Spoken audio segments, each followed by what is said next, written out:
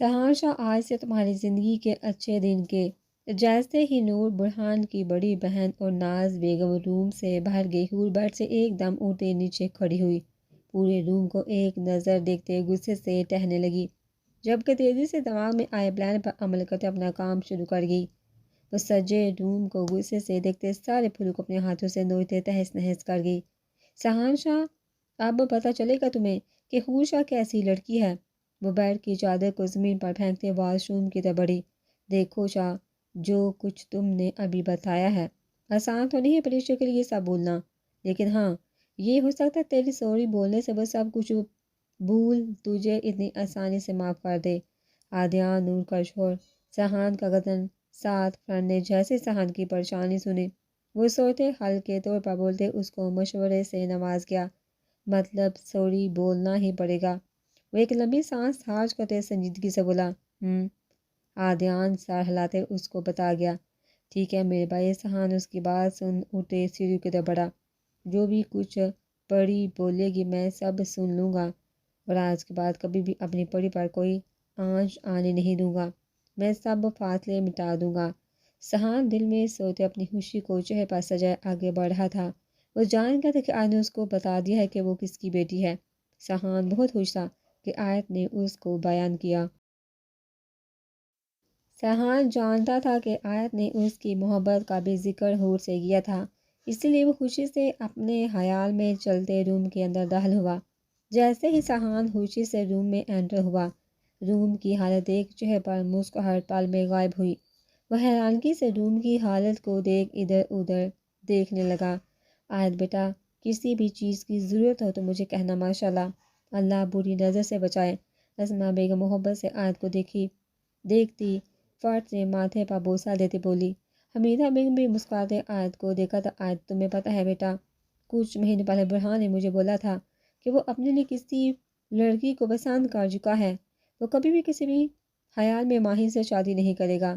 جیسے اسما بیگم پیار کرتے وہاں سے کی، حمیدہ بیگم خوشی سے آیت کو دیکھتے قریب بیٹھتے بولنا شروع ہوئی، مجھے برہان کی باتیں سن بہت خوف آیا، کیونکہ میں جانتی ہوں کہ شاہوں کے لیے ان کی مانگ کیا اہمیت رکھتی ہے، مگر اس کی محبت اتنی سچی پاک تھی کہ اوپر والے نے سب کے دل نرم کر دیے۔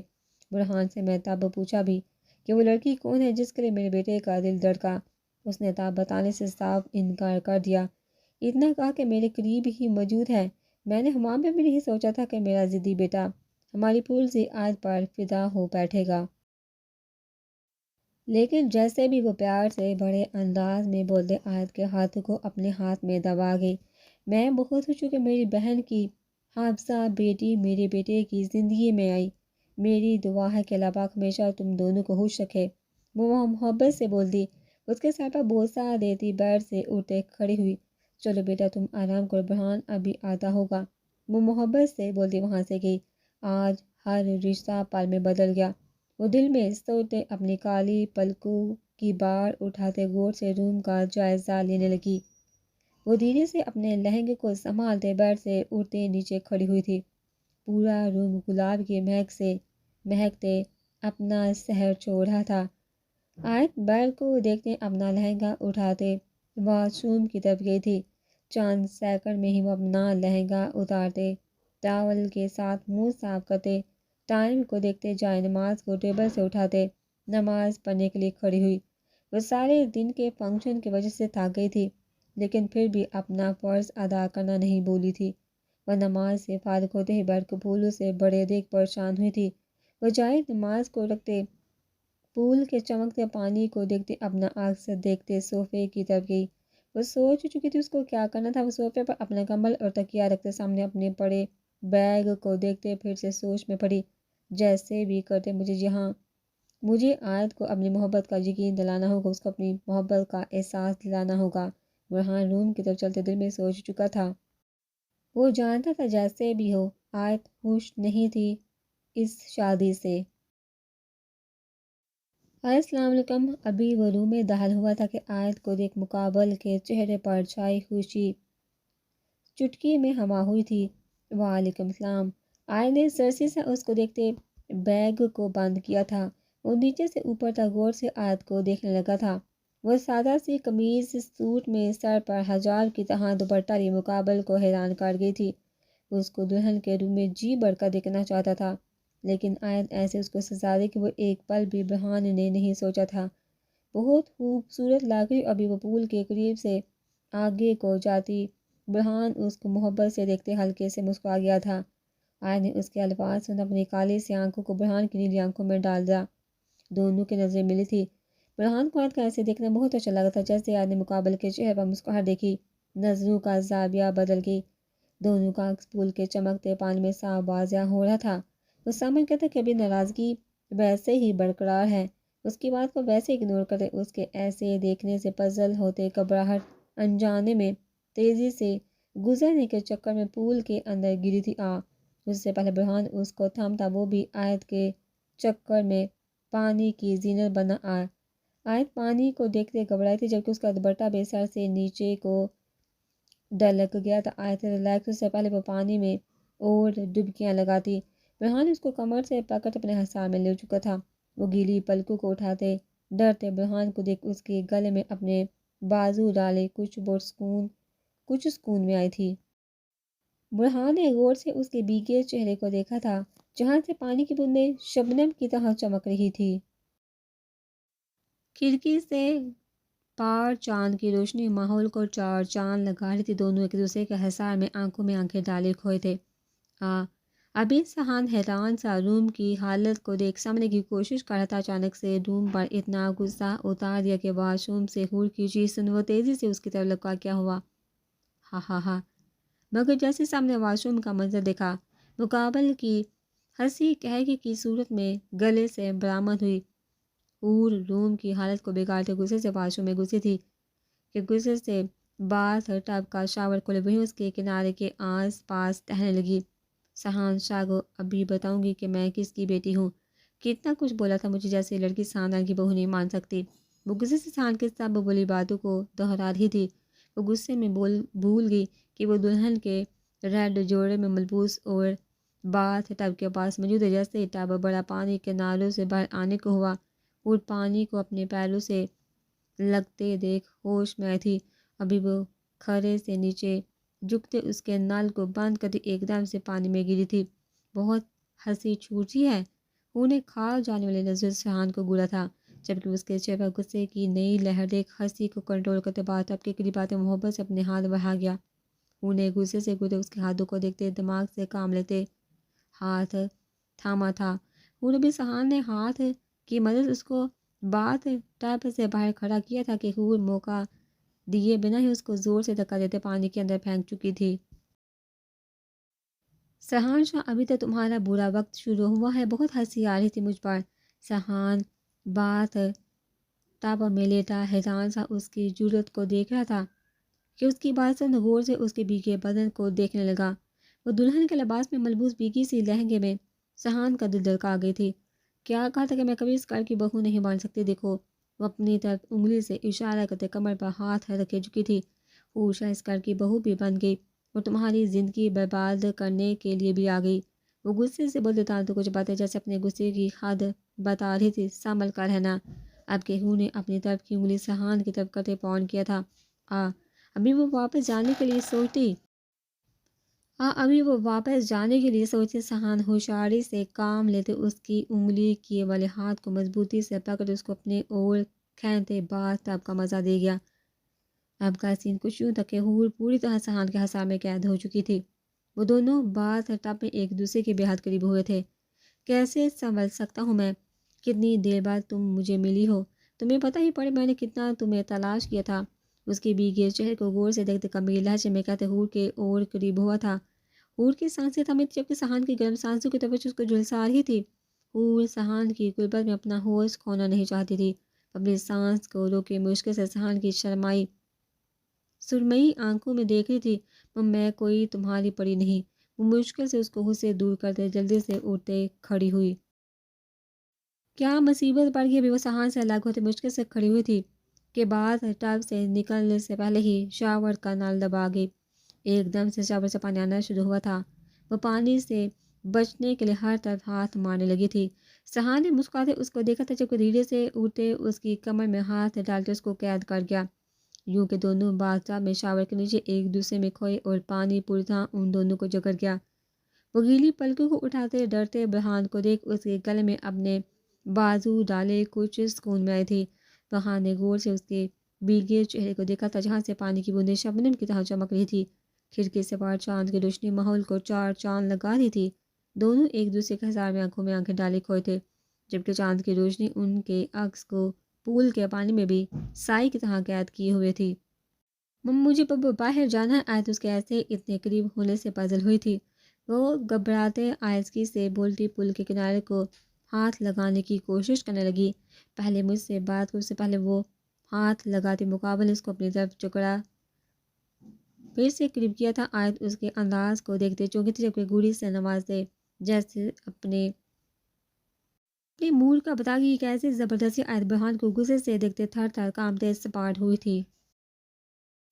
برہان اس کے گلابی ہونٹوں کو ایسے کانپتے دیکھ اس کو کمر سے مضبوطی سے پکڑتے پانی سے باہر پول کے کنارے پر بٹھا گیا۔ آیت اس کے ایسے اچانک کرنے سے حیران ہوئی تھی جبکہ جلدی سے اٹھے ہوئے چینی روم کی طرف بھاگی تھی۔ برہان نے مسکراتے اس کے بھیگے بدن کو دیکھا تھا جبکہ جلدی سے خود بھی پول سے باہر آیا تھا۔ تم میری پری ہو، میری پریشے سہان نے ویسے ہی اٹھ کو اپنے ہنسار میں قید کیے کوئی سے لہجے میں گویا ہوا اور اس کی آنکھوں میں صاف محبت کو محسوس کر سکتی تھی، لیکن ابھی اس کو کسی چیز کی سمجھ نہیں تھی۔ سہان نے محبت سے اس کو دیکھتے دھیرے سے اس کے بھیگے چہرے کو اپنے ہاتھ سے چھوا۔ ابھی وہ اس کے حصار کی قربت کو برداشت نہیں کر پا رہی تھی کہ مقابل ایسے اس کے قریب آنے سے اس کے لمس کو محسوس کرتے کرنٹ لگا تھا۔ وہ مچھلی کی طرح اچانک سے پھڑپھڑائی تھی۔ سہان اس کی طاقت کو دیکھ مضبوطی سے اس کو کمر سے جگڑ اپنی ہمت بتا گیا۔ وہ نے کھا جانے والی نظر سے گورا تھا۔ پہلی بات، میں نہ کوئی تمہاری پری ہوں اور نہ ہی پریشے، میں صرف ہوشا ہوں، صرف ہوشا۔ وہ سہان کی آنکھوں میں آنکھوں ڈالے اونچی آواز میں بولتے اس کو حیران کر گئی۔ دوسری بات، اس سے پہلے سہان بولنے کے لیے اپنے لب کھولتا اور سپاٹ سے بولتے ایک بار پھر اس کے حصار کو توڑنے کی کوشش کرنے لگی۔ ابھی بھی وہ دونوں شاور کے نیچے کھڑے ہوئے تھے۔ شاور چل رہا تھا اور سہان غصے سے خور کے ہونٹوں کو دیکھ رہا تھا۔ جب بھی وہ بولتی کتنا ہی پانی چہرے سے ہوتے اس کے لبوں کو چھوتے اس کے اندر جذب ہوتا، میں یہاں صرف تمہاری زندگی کو تنگ کرنے آئی ہوں۔ بہت مان ہے اس خاندان، وہ غصے سے بڑی آنچ اپنی ساری بڑاس جیسے نکالنا چاہتی تھی۔ اب میں بتاؤں گی تمہیں سہان شاہ، وہ چباتے اپنے لبوں کو بینچ کی، بڑی جو بھی سزا دو گی تمہارے سہان کو منظور ہوگی۔ وہ ہلکے سے مسکراتے اس کو ایک دم جھٹکا دیتے نیچے جھکا گیا، یوں کہ ہوں نے گرنے سے بچنے کے لیے مقابلے کے گلے میں اپنے بازو ڈالے تھے، جبکہ سہان اس کو اپنی باہوں میں بڑے نیچے اس پر جھکا ہوا تھا۔ تمہیں میری زندگی کے ساتھ کچھ بھی کرنے کا حق ہے، وہ دھیرے سے بولتے اس کو ویسے ہی جھٹکا دیتے کھڑا ہوا تھا، لیکن ایک بات یاد رکھنا، جیسی بھی ہو اب تم ہمیشہ میرے پاس رہنے والی ہو، اوپر سے میری بیوی بھی بن گئی ہو۔ وہ مانی ہیز لہجے میں بولتے اس کو حیرانگی سے دیکھنے پر مجبور کر گیا۔ ایک مشورہ ہے، لڑائی کے ساتھ شوہر سے محبت کیسے کرنی ہے یہ طریقہ بھی میں سکھا دوں گا۔ وہ محبت سے بولتے اس کو ویسے ہی جگڑے اس کے ماتھے پر لب کے بنا لمس چھوڑ اس کو آزاد کرتے ہی بات ٹب سے نکالا تھا۔ نہ مجھے تم سے کوئی طریقہ سیکھنا ہے، نہ ہی تم میرے کچھ لگتے ہو۔ اس کو آرام سے جاتے دیکھ اونچی آواز میں بولتے غصے سے شاور کے نل کو بند کر گئی۔ میں بالکل بھی کمزور نہیں پڑنے والی، اس کے سامنے یہ کسی پری سے محبت کرتا میرے ساتھ گیم کھیلی تھی۔ سہان شاہ، اس کا بدلہ تو میں لے کر رہوں گی۔ کیا لگتا ہے آیت کہ ایسے مجھے بتانے پر تمہاری اس بکواس سے اس بات کا یقین کر لوں گی کہ میرے ماں باپ اسی خاندان کے ہیں؟ نہیں، بالکل بھی نہیں، کیونکہ میں جانتی ہوں ایسا کبھی ہو ہی نہیں سکتا، کیونکہ میرے ماں باپ کو کسی نے بے دردی سے قتل کیا تھا، وہ بھی میری آنکھوں کے سامنے، اور مراد شاہ جس کی بیٹی بنایا جا رہا ہے مجھے، اس کو تو کسی نے قتل نہیں کیا تھا۔ اس کی کار تو پہاڑ سے گرنے کی وجہ سے اس دنیا سے جا بسا تھا، لیکن مجھے اچھے سے زیادہ بس مجھے تھوڑے اور غور سے یاد کرنا ہے، اور جلدی مجھے ان سب کے چہرے بھی نظر آ جائیں گے جنہوں نے میری زندگی برباد کر دی۔ وہ غصے سے یاد کرتے بولی، اور جو میرسان یادداشت کی کھاتی ہے جو آیت نے شروع کی تھی اس کی، اور کی یادداشت آہستہ آہستہ واپس آ رہی تھی۔ 2 مہینے پہلے اس کو اچانک سے یہ یاد آیا تھا کہ اس کے ماں باپ کو کسی نے مار دیا۔ وہ گھبرائی تھی، نے آیت کو بتانے سے پہلے ڈاکٹر سے بات کرنا بہتر سمجھا۔ جیسے ہی انہیں ڈاکٹر کو بتایا تو انہوں نے اس کو بولا کہ کوئی بھی فکر والی بات نہیں، آہستہ آہستہ ایسے ہی سارا کچھ یاد آ جائے گا۔ تو وہ نے سوچ لے پہلے وہ سب کچھ یاد کر کے پھر کسی سے بات کرے گی، یہاں سونے کی کیا ضرورت تھی۔ جیسے ہی برہان چینج کرتے واپس آیا تھا، آیت کو صوفے پر سوتے دیکھ دل میں بڑبڑاتے وہیں ٹیبل پر بیٹھا، کوئی بات نہیں، آج پہلا دن ہے، ناراض ہے مجھ سے، اس لیے ایسے بیہیو کر، مگر زیادہ دن تک تمہیں محو سے دور رہنے نہیں دوں گا۔ آج تو تم میرے روم میں آنے سے پہلے ہی چینج کر چکی تھی نا، لیکن کل کو آیت ایسا نہیں ہوگا۔ اس کے معصوم سے چہرے کو دیکھتے ہلکے سے مسکراتے وہیں دوسرے صوفے پر بیٹھتے لیپ ٹاپ اوپن کر گیا۔ او مسٹر، کہاں اپنا یہ بوریا بستر یہاں سے گول کر اور وہاں کونے میں بنا لو، کیونکہ اب یہ بیڈ میری ہے۔ اور کمبل اور ایک ادھے تکیا سہان کی طرف اچھالتے اس کو مسکراتے چہرے سے بول گئی۔ وہ حیران سے اس کی بات سن اس کو بیڈ پر اپنا کمبل درست کرتے دیکھنے لگا۔ دیکھو ہو، یہ میری بھی بیڈ ہے، وہاں میں وہاں پورا نہیں آ سکتا۔ بہت بار صبر رکھتے دھیرے سے بولا، میں کیا کروں اگر تم وہاں پورے نہیں آتے تو تمہیں میرے آنے سے پہلے اپنا انتظام کر کے رکھنا چاہیے تھا، ویسے بھی یہ تمہاری بیڈ تھی، اب نہیں ہے۔ وہ اس کے انداز میں دھیرے سے بولتے اس کے صوفے کی طرف جانے کا اشارہ کر گئی۔ میں وہاں بالکل بھی نہیں جاؤں گا۔ وہ کمبل واپس سے بیڈ پر رکھتے بیڈ پر بیٹھا، سہان شاہ، میں نے کہا نا۔ وہ چہرے پر غصہ لیتے تقریباً چیختے بولی تو سہان جو ابھی بیٹھا تھا اس کے ایسے چیخنے پر اٹھا۔ اور کچھ خیال کرو، سب سو رہے ہوں گے، تمہیں ایسا بولنا چاہیے۔ سہان اس کے ایسے بولنے میں اپنا غصہ ایک طرف رکھتے آہستہ سے بولتے اس کو سمجھانے لگا، میں کیا کروں اگر سب سو رہے ہیں۔ وہ شانے اچکاتے اس کو دو ٹوک بولی، اگر نہیں چاہتے کہ میں چیخوں تو شرافت سے وہاں جاؤ اور خود بھی سو جاؤ اور مجھے بھی سونے دو۔ خود پھر سے کمبل اٹھاتے اس کے ہاتھوں میں دیتی بیڈ پر بیٹھی۔ سہان اس کو آرام سے بیٹھے دیکھ صوفے کی طرف گیا۔ کچھ نہیں ہوتا، کچھ دن کا ناٹک کرنا ہے، وہ پڑی کی ایسے حرکتیں برداشت کرنی ہے، اس کے بعد تو ہم دونوں اکیلے لاہور میں ہوں گے۔ پھر بتاؤں گا کہ سہان شاہ اپنا کام کیسے دوسروں سے نکالتا ہے۔ حویلی کی وجہ سے مجھے ابھی چپ کرنا پڑ رہا ہے۔ وہ غصے سے اس کو لیٹے دے خود بھی لیٹا تھا، پورا بیٹھ دیا تھا وہاں سونے کے بجائے، جہاں چھوٹے صوفے پر سونے کی کیا ضرورت تھی۔ آیت جیسے ہی فجر کی نماز کے لیے اٹھی، سامنے برہان کو چھوٹے صوفے سر پر سر کی ٹیک لگائے، ٹانگیں سامنے ٹیبل پر رکھی، گود میں لیپ ٹاپ پکڑے سویا دیکھ ٹھٹک گئی۔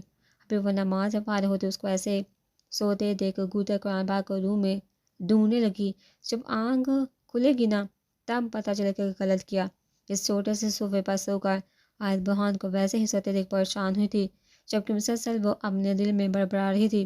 جب گردن میں اور بازو میں درد محسوس ہوا تب عقل آئے گی کہ بیڈ پر سونا ہی بہتر تھا۔ آیت ویسے ہی کھڑے دل میں سو بولتے اس کو گھور گئی، چھوڑ آیت، تجھے کیوں برا لگ رہا ہے، وہ بھی اس کے لیے کچھ بھی کرے، اس کی زندگی اس کی مرضی۔ بیٹھ پر سوئی صوفے پر وہ خود پر غصہ کرتے روم سے باہر اپنی خالہ کے روم کی طرف جانے کا سوچ گئی۔ میرے شیر، مجھے یہی امید تھی تجھ سے کہ تیرے ساتھ یہی ہونے والا ہے۔ ابھی سہان اپنی گردن کو ہاتھ سے دباتے حویلی کے لان میں آیا تھا کہ آدیان نے اس کو ایسے آتے دیکھ اخبار کو رکھتے غور سے اس کو دیکھا تھا، جبکہ تن سے بھی اچھے سے نماز گیا تھا، اور سہان اس کو سیسی سا دیکھتے چہرے پر براجمان ہو گیا تھا۔